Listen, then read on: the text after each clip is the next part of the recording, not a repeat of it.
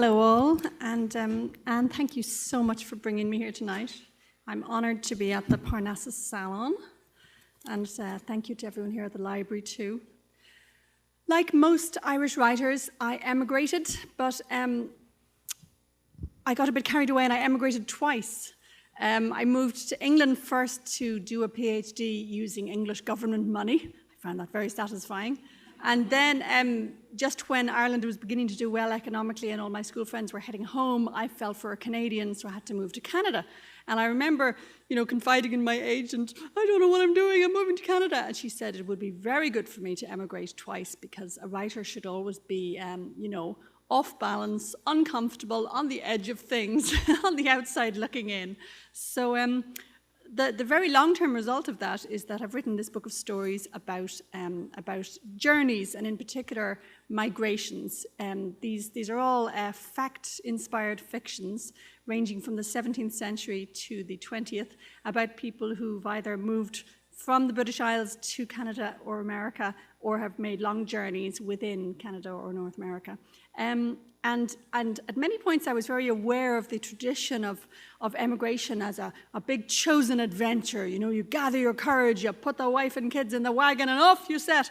But I'm very interested in people going on involuntary or accidental journeys, the kind where, the police are coming for you with guns and you have to run away. Or I've got one story in this book about a German teenage mercenary soldier who was sent out to fight for the British side during the American Revolution.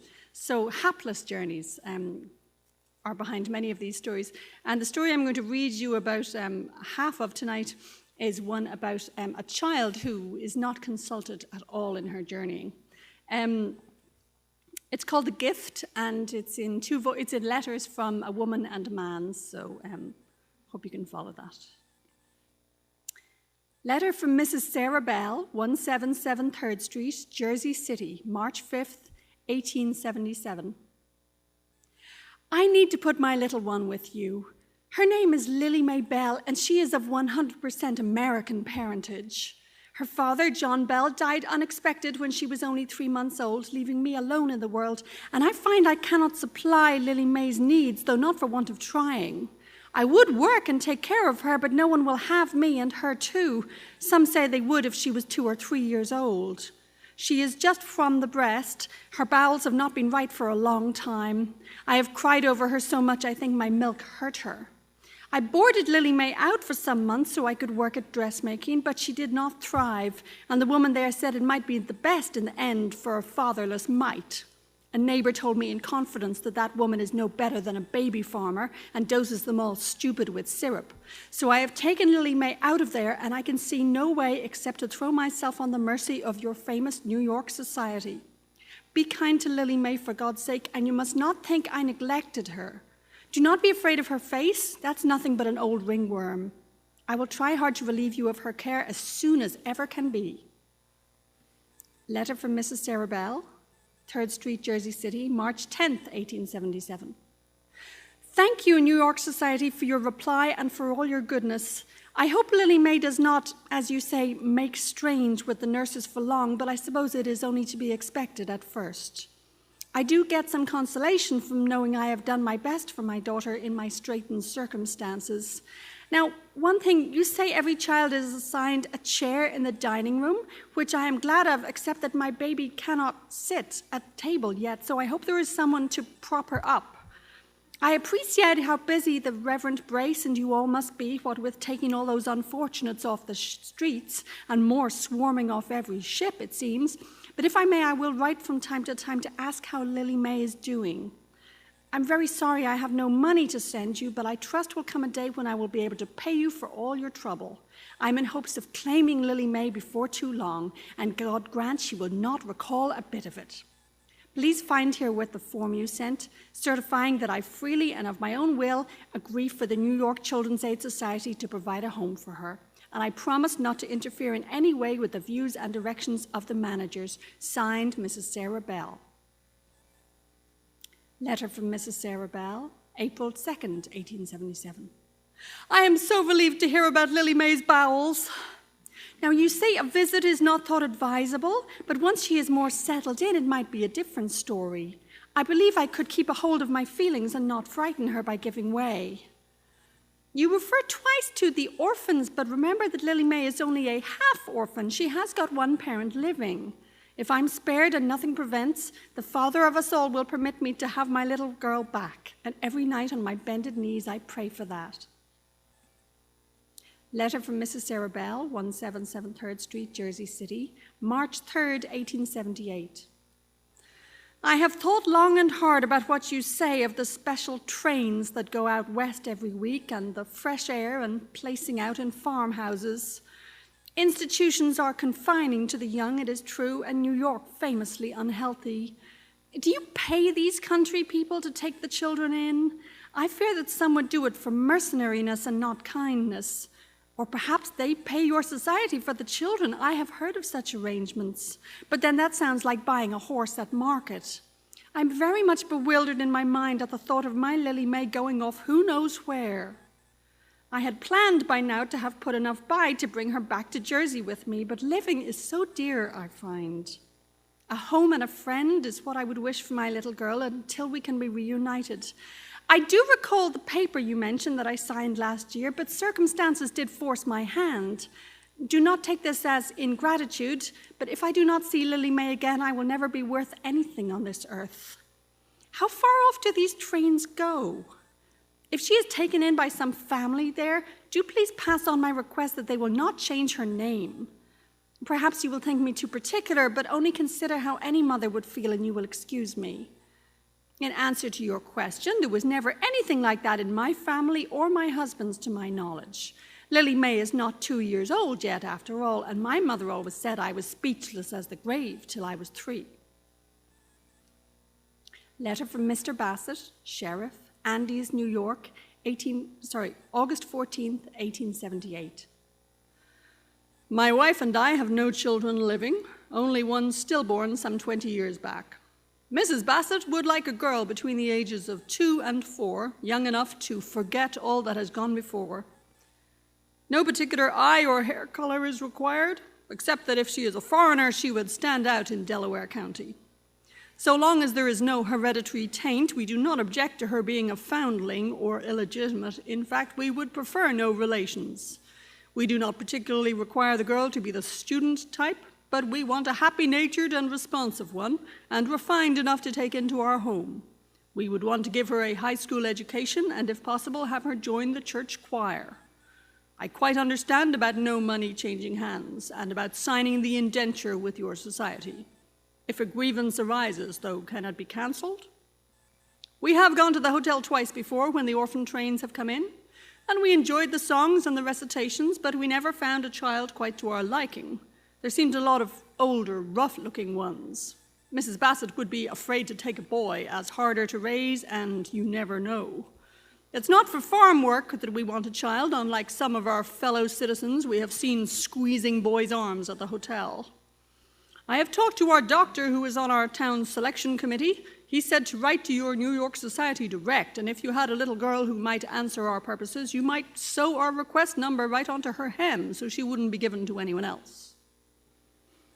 Letter from Mr. Bassett, Andes, New York, November 3rd, 1878.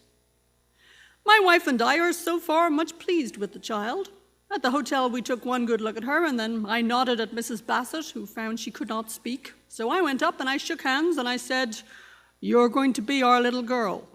She seemed queamish at first, but she is getting used to the animals and no longer makes a face at the milk warm from the cow. She has a funny habit of keeping her arms on the table at meals. I suppose she learned it to prevent any other orphan from snatching her food.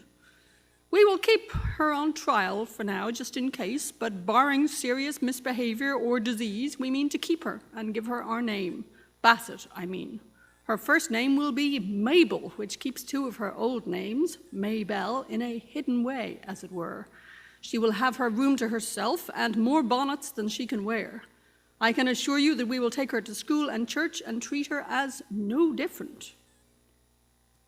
Letter from Mrs. Sarah Bell, 347 Grove Street, Jersey City, December 7th, 1878.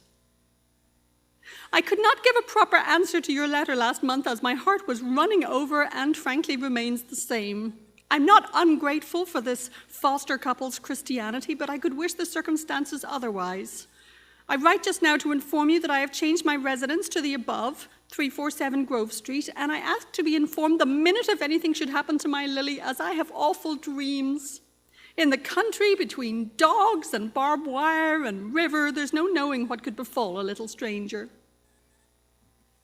Letter from Mr. Bassett, Andes, New York, February 6, 1879. Our Mabel is now one of the most content of children and growing out of all her clothes. She has a rosy face and is most affectionate. She speaks more than before, though not quite clearly, but my wife can always make her out, so the fears of feeble-mindedness have been quite put to rest. I am glad to report that she has forgotten her old name. People here are civil, though I fear when she starts school there will be a certain dose of meanness, as always among children. Such epithets as bad blood get rather thrown around with no thought for the hurt caused.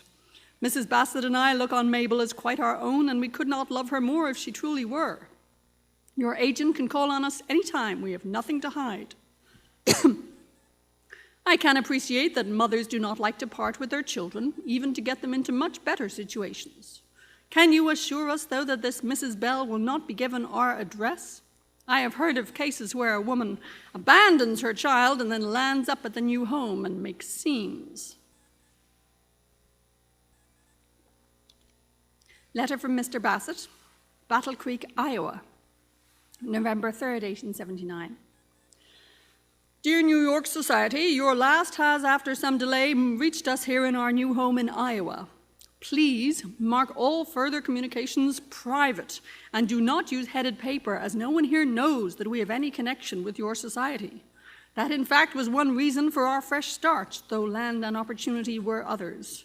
It's mostly Germans around here, and no one seems to suspect that Mabel is anything other than flesh of our flesh, a late gift from above. Keeping the secret, we hope, will shield Mabel from the pauper taint. She's a good girl and a talented singer, though her speech is still somewhat less plain than could be wished. Thank you for sending the adoption form, but on consideration, we see no need for further fuss. My wife holds to the principle that Mabel is our own already. We have made wills to provide for her future, all signed and sealed. Letter from Mrs. Samuel Adams, Mrs. Sarah Bell as was, 697 2nd Avenue, Jersey City, April 23rd, 1880. I write to let you know of my change of fortune. As you will see from the above, I am married again. We have a good home also, just as much as the couple who have got hold of my Lily May, and my husband Samuel, who is in business, is willing to welcome her into that home, for which I thank God on bended knee, as not every man would do the same. If you have the slightest reservations, you can send one of your agents to ask our neighbors what you like. I will always acknowledge your kindness and what those folks on the farm did in giving refuge to my Lily in a time of calamity, but that time is, I am happy to announce, over. Let me know how soon she can be brought back. I will hardly know my little one now. I'm going to leave that there.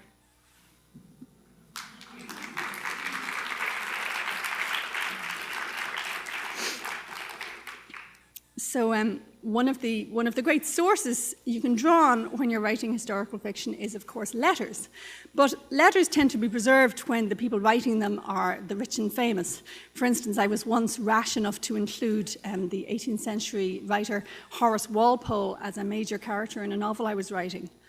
And Walpole spent his days on a couch writing letters, and the energy of the man was indescribable. And because he was famous, everybody kept his letters, and he kept everybody else's letters. And they are published in many, many volumes. So sometimes it's frankly a sheer curse to have too many sources. Whereas when you write about history's nobodies, like Lily May Bell, who turned into Mabel Bassett, very often there's almost nothing left of them, and that, although very poignant, it's actually much easier for somebody to make fiction of. So in the case of Lily May Bell, we don't have the letters. What we have is a single page of a ledger at the New York Children's Aid Society, which records what letters they got. So what we've got is brief notes saying things like, you know, the mother wrote again, wants to know how the girl's bowels are. You know, the father wrote again saying, please do not give our address to the mother. So you've got just minimal notes, and some volunteer out there in the vast army of amateur historians on whom the rest of us rely, some volunteer transcribed that page onto a website, and that's where I found it. So the letters don't exist and are unlikely to ever exist, and that leaves somebody like me free to just make them up, which is a very... It's always, in a way, a sad task writing about these lost lives, but it's such a pleasurable one as well. I get, it's funny, I've no sense of the paranormal. I never sense ghosts, but in the sense of people in the past, ghosts from the archives, as it were, I'm constantly coming across long dead people and feeling an immediate duty to dig them up again in some fictional form. So in Astray, all the stories are to a certain extent based on fact, some more than others, and very often the sources are extremely small. Like one of the stories is based on a single sentence from a 1735 newspaper. So that's enough talking from me for now. Give me some questions. I don't just welcome questions, I insist on them. I can't stand it if there's sometimes in bookshops, the organisers lose their nerve early on and they jump up and say, any questions? Any questions? No, well, thank you. And I sometimes want to slap them, you know, and say, believe me, there are questions.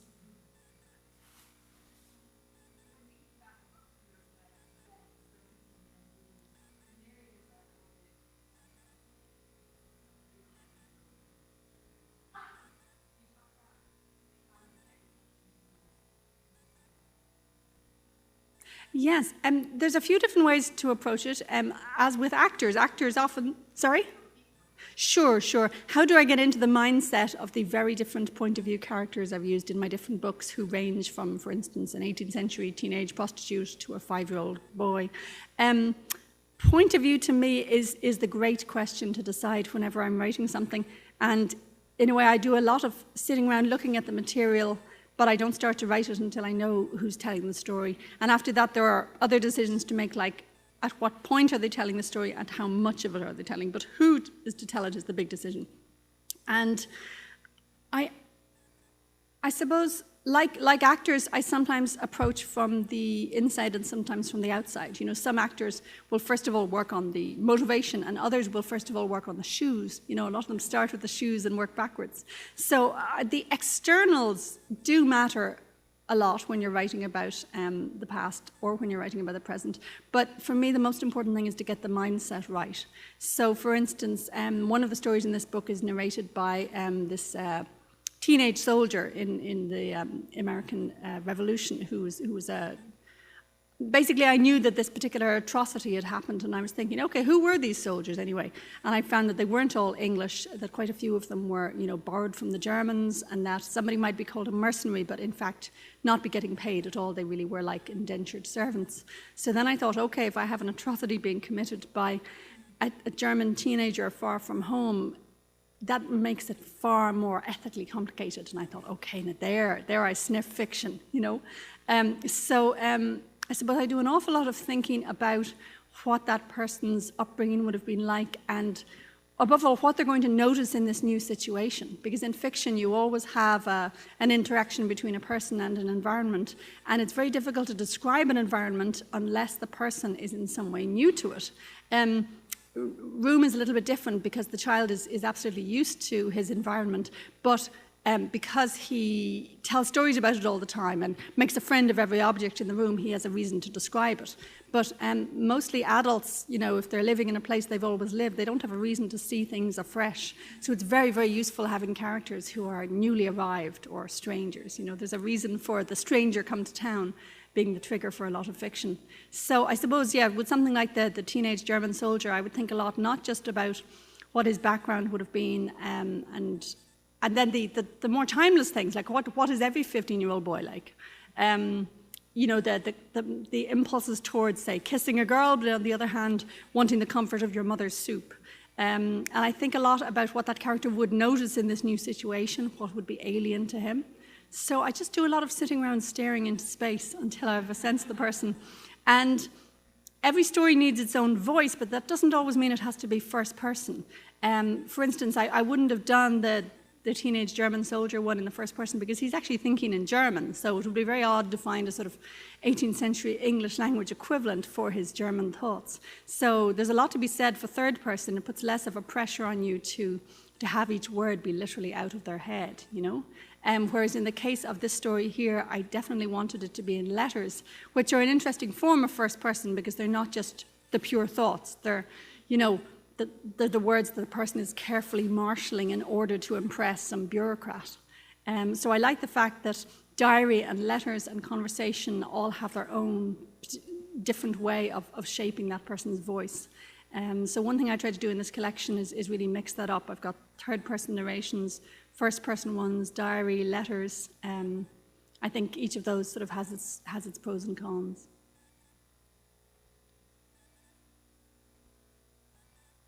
At the back. Cheat!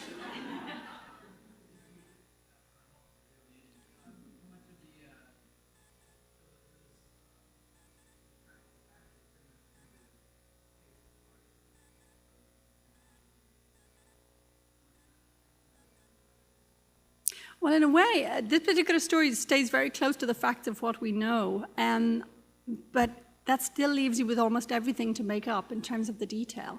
You know, I had to decide not only who these people were, but what they would think about the child at any one moment. You know, like I wanted to obviously make fun of both sides because I can't write without satire. So, you know, the fact that the birth mother writes from different addresses over the years, I knew there was a certain built-in shambolic quality to her. And then the fact that the adoptive father, he's the one who always writes, not his wife. And, you know, I thought he'd probably start out fairly cautious because, you know, people in the late 19th century had this head full of kind of eugenicist propaganda about, you know, the poor have got bad genes, basically. It's like the way you still hear people talk like that a bit about international adoption today. You know, you hear people generalizing grossly about what qualities you're likely to get in a child from what country. So I think adoption has always attracted some strange kind of rhetoric. You know, a mixture of sort of benevolent, oh, I will love any child, and then the next minute they're going, ooh, I don't want one whose mother drank in pregnancy. You know, it's always been a funny mixture of languages, very sort of welcoming and very prejudiced as well. So in a way, a story like the one I read, it's inspired by things today, by, you know, friends of mine who've gone through various forms of fostering and adoption. I remember one particular friend, for instance, she was about to go into court to, you know, argue for them to keep the child rather than the child's grandmother to keep the child. And she said she felt genuinely miserable because, you know, she wanted to win, but that basically means that her son will be legally cut off from his birth grandmother. So, you know, I wanted to include all that psychological complexity rather than thinking of it specifically as a period piece, you know? So yeah, I would say that this particular story sticks very closely to the facts, but it still leaves you with a huge number of tiny decisions to make about the people involved. Next question? Yeah?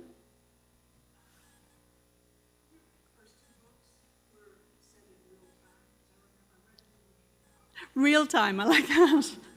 Yes, my first two are contemporary, yeah. They were set in contemporary Dublin, yeah.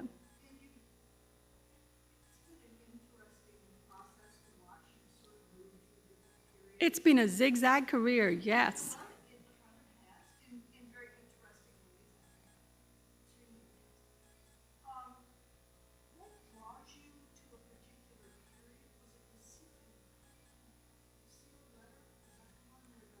That one's about a 19...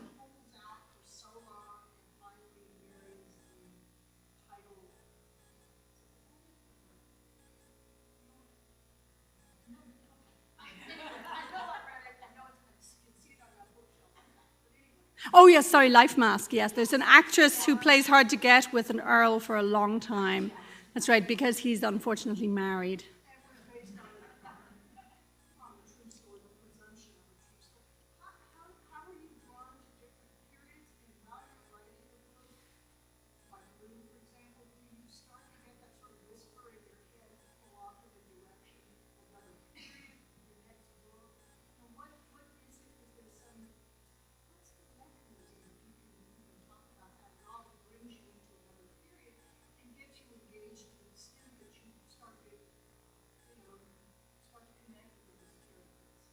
I think I'm not particularly loyal or monogamous when it comes to my subject matter, in that I tend to, I wouldn't be writing 2 novels simultaneously, but I could easily be planning a future novel at the point where I'm writing one. But I've come to think of that as a mechanism for avoiding writer's block. For instance, a lot of these short stories were written as basically little affairs while I was meant to be working on various novels.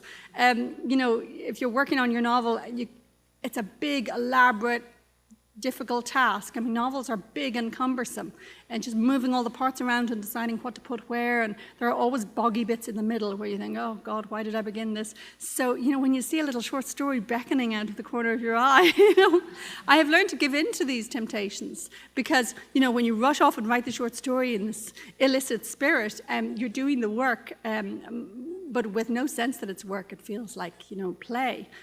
So these short stories were written very much as little escapades when I was meant to be working on other things. But I would also say that, yes, when I'm working on one novel, I often get ideas for future ones. So on the side of my computer screen, there are various future projects sort of waiting for me and beckoning, But as to what periods I write in, that's not really strategic. It's more that I get hooked by particular real incidents. It's not that I decide, I must write something set in the 19th century. I just come across things and they hook me. For instance, I noticed that a few of my projects are sort of American or Canada-based, and that wasn't really a decision either. Several of my novels have been set in London, England, a place where I've never actually lived full-time. So I just get hooked or caught by these incidents. Very little of it is strategic. I mean, I might sometimes decide to put a contemporary one in between 2 historical ones rather than having a big cluster, but that's about it. I basically just write the stories that I fall for.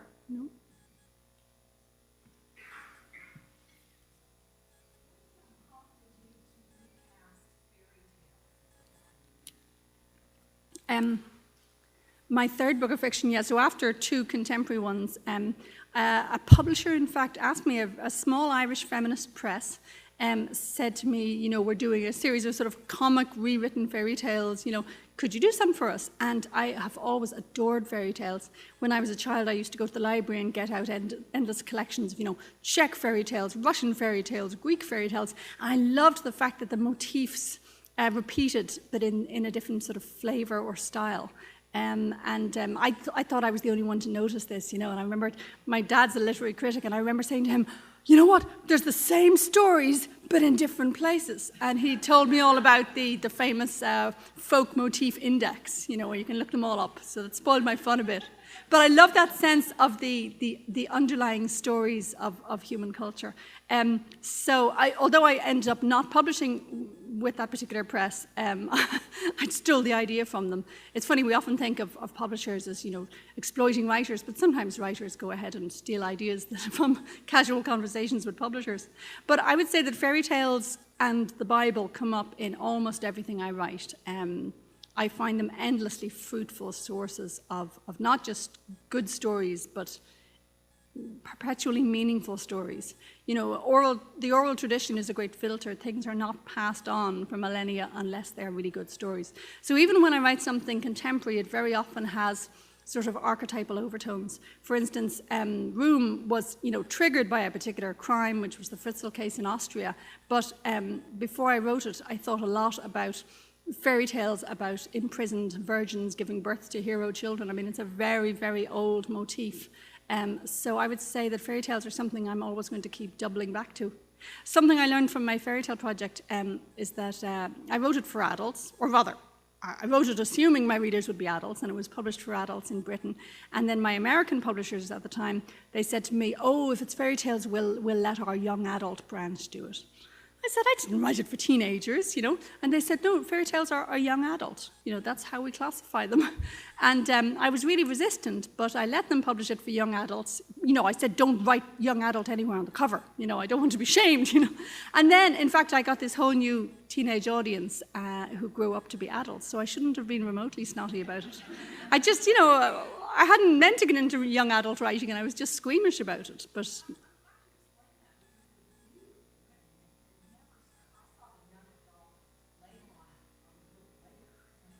No, it's funny, there's just this idea that fairy tales are the proper stuff for teenagers, when in fact they're just damn good stories, you know? Anyone can enjoy them.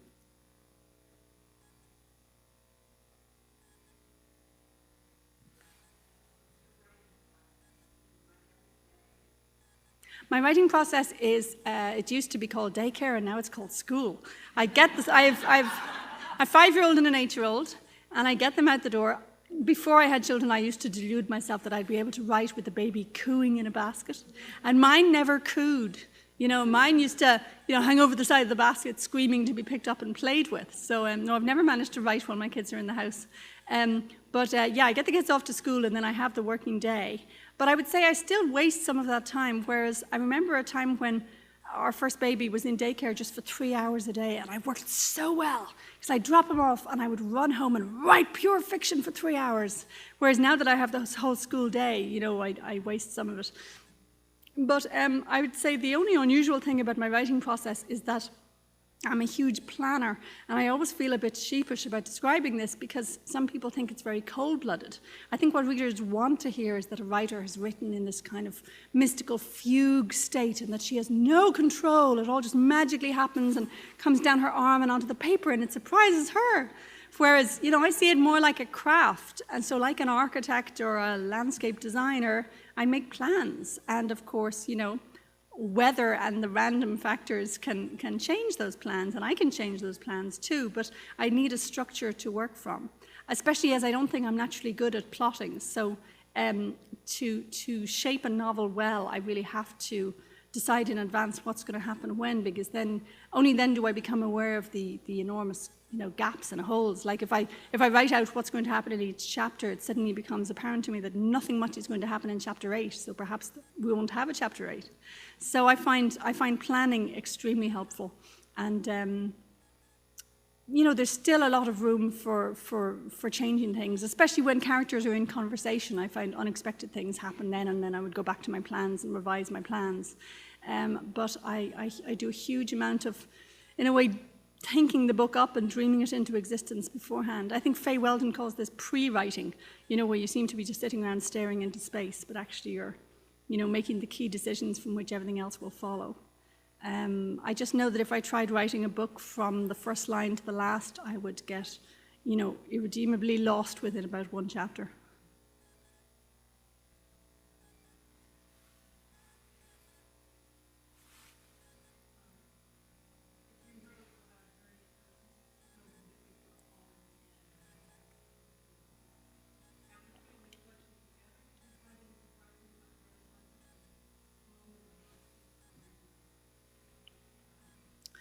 Good question. It was whether after finishing this collection, my own sense of home was altered.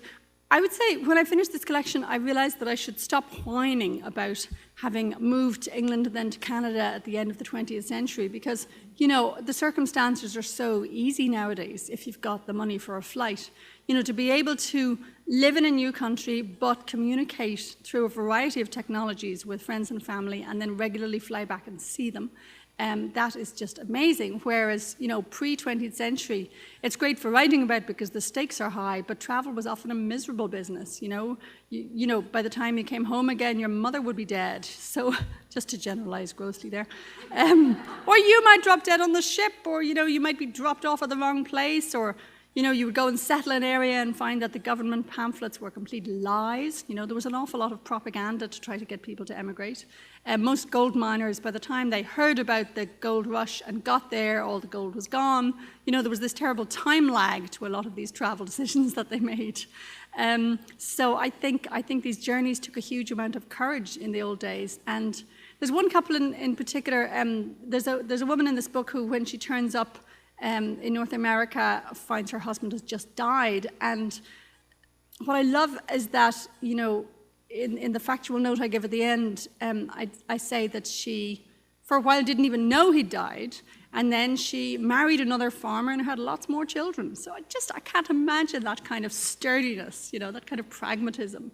And I had a great moment recently where on Facebook somebody messaged me to say, I am her great-great-great-great-grandchild, He had heard me talking about her on NPR and he'd suddenly figured out, who it was. So every now and then through, either a distant relative or in some other way, you suddenly remember that these stories are in some ways real.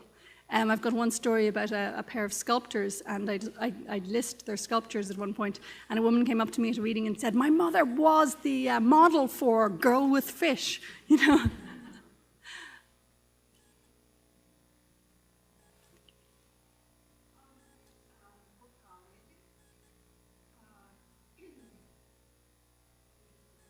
Somebody in the audience who's read my novel, Landing. Thank you.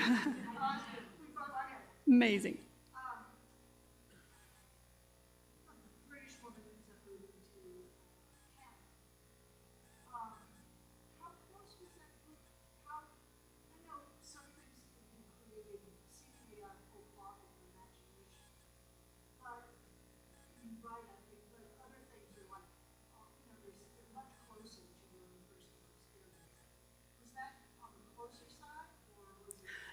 That one was fairly autobiographical in its situation. I mean, often I will take life experiences of mine, but then give them to somebody else.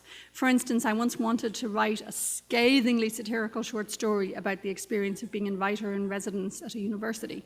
I had a ghastly time. I met a lot of very sad, crazy, and often smelly people. And I had to work with them week after week, either on their writings or just hear them talk about what they said they would sometime write.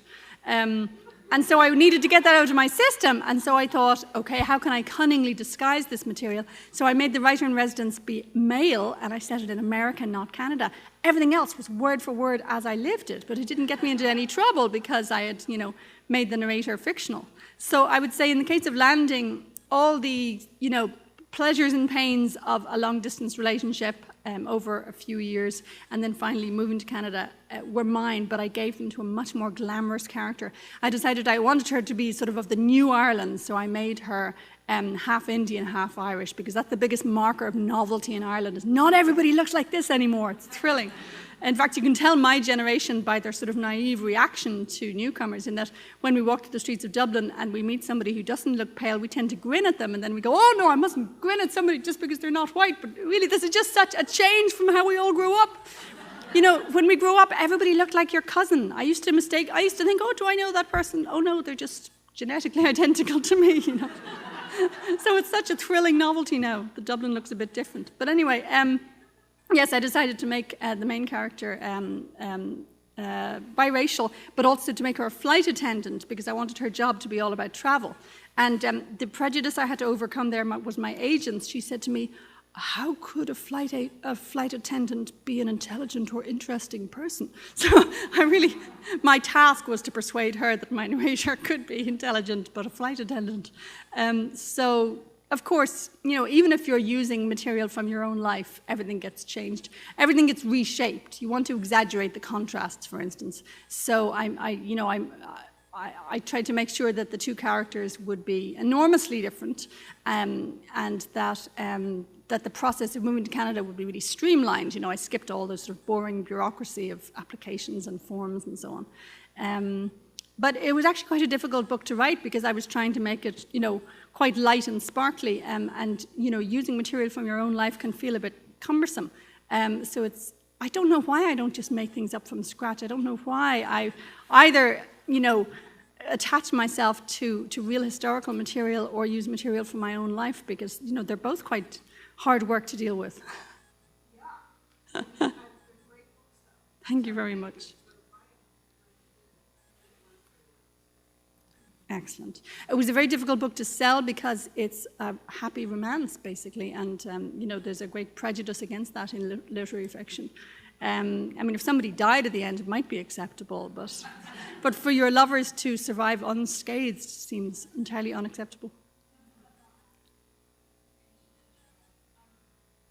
You assumed somebody was going to die?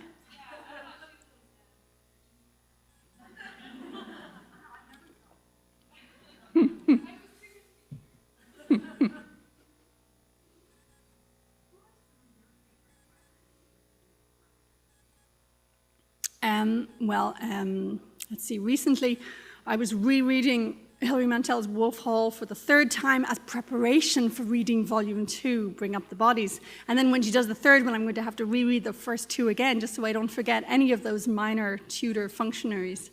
I have a lot of favourites. Dickens would probably be my favourite writer. I'm not going to mention Anne because she's sitting right there, but let's just assume that Anne Patchett is on my shortlist. Michael Chabon, who I've only just learned to pronounce, because the great thing is you can be intimate with somebody's works and still have no idea whether it's Donoghue or Donoghue, and who cares really? What matters is the books. I like Jane Smiley, Alice Munro, Dave Eggers, lots and lots of them. It's very hard to choose. I don't mind giving a few names, but it's agony if somebody says, pick your top 3.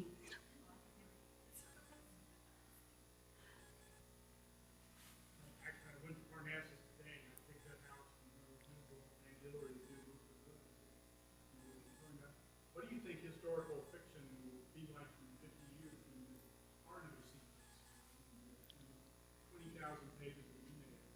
Do you think interest that might have happened? Well, so many people don't keep their emails that in a way that's going to leave a lot of interesting gaps for historical fiction to try and fill. I print out my emails, or I put them all into a sort of correspondence file and then I print it out at the end of the year, but I know that's very old school of me. It's funny, I treasure historical sources and I'm careful to sort of keep everything myself, but just to make some room recently, I've decided to donate all my papers to a university. And as I package them up, it's amazing the sense of relief I'm getting. I'm thinking, hang on, I held on to this, volume 1 of Emma's collected poems. That's what I said at the age of 7, collected poems, volume 1.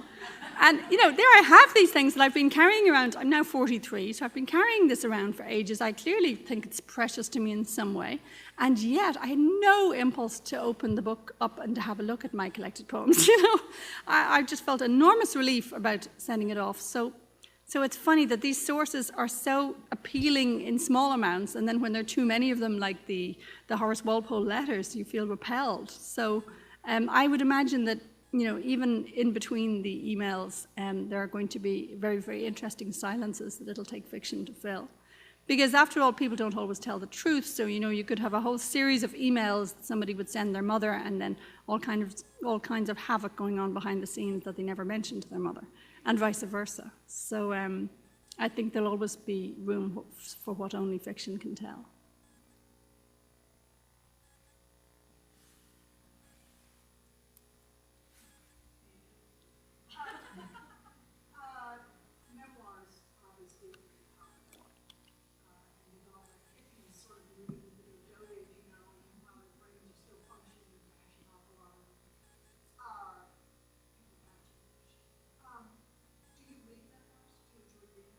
No, memoirs in me, it just doesn't work. If somebody lived a few centuries ago and dramatic things happened to them, like, cholera or amputations or something, then I might be drawn to it. But even then, it's not a favorite genre. And contemporary memoirs, I almost never read. I can think of the occasional exception. Maybe if it's a writer I'm really interested in, possibly read their memoir just as sort of background information, but I almost never read memoir otherwise. Personal essays maybe, like I remember really enjoying Michael Chabon's book of essays about fatherhood, but that's a bit different. And with an essay, you're describing the subject in a way where the interest is not dependent on your having lived through it, whereas memoirs, such leaves me a bit cold, and I can't imagine ever writing it myself because I haven't had that kind of life, I never had a wild youth. I've been basically reading and writing since I was in kindergarten and have never really stepped beyond that. It's a very immature life, really. I feel I've never had to grow up and enter the real world. So, no, that's one of the few genres that's really off limits for me.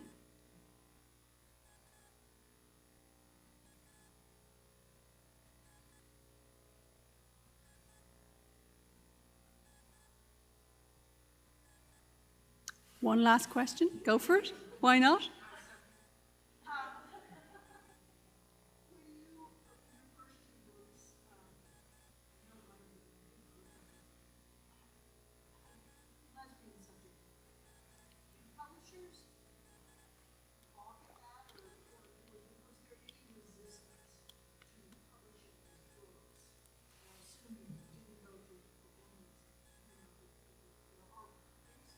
Oh, I was going to go to a small feminist press, and my agent said, no, think big. Anyone could enjoy these. So she actually encouraged me to aim high. And what I would say is that it's a mixture. I mean, this is back in the early 90s we're talking about. So yes, there were some presses who turned me down, and possibly, their worries about the maybe, minority interest of the subject matter may have been part of that. But on the other hand, I was taken up with great enthusiasm by, it was Penguin in Britain and HarperCollins in the States, and possibly the lesbian label was actually helpful there as a, as a sort of, fresh topic, or the way sometimes somebody's ethnic background can be part of the label, So I think sometimes labels can be quite helpful for a first-timer, because what you want is something to make you stand out from the crowd, any kind of territory, whether you're a war vet or you're, somebody with I don't know, a particular health thing that you've lived through, or whether you have 5 children or you're a former nun. I mean, any angle is helpful, frankly, because there are just so many new books every year. And publicity is a funny business. They always want novelty. Like whenever I'm publicizing a new book now, I can tell that they'd love me to be able to announce that there's something really new in my life, So I wouldn't like to assume that the lesbian label did me any harm. I think it probably did me plenty of good. And what's really nice is that it's not a limiting kind of label, because my sense is that there is homophobia in the marketplace, but it's about subject matter, it's not about the writer. So I don't think anybody cares whether the writer is living with a man or a woman. I think people sometimes fear that a particular book won't appeal to them. And I mean, this happens to me too, that I pick books up and sometimes I go, yeah, great. And I put them down and walk away. And so something in my mind is clearly saying, good stuff, but not for me. So I think that not for me prejudice probably operates for some straight readers when looking at books that have same-sex plots, but not all readers. If they hear enough good things of the book, they'll take a chance on it. So yeah, I think it's readers care about what's in the book rather than what the writer's life is like. So, some of my books have queer storylines and some don't, and I just try not to worry about this and try not to brood over the fact that, my books without lesbian content are the ones that sell better. It's just how it is. So, yeah, I think as with, say, Irishness, some of my books are set in Ireland and some aren't. And that's not a policy decision, it's just a matter of the stories I happen to fall for. And what's really interesting is when a reader comes to one of your books and enjoys it, and then they decide to take a chance on your others. So I think those of us who have zigzag careers, it's always interesting to us to see how readers might enter our work at one particular point, but then, move sideways.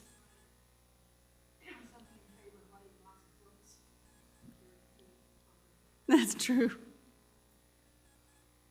Thank you very much, all of you. I really enjoyed this.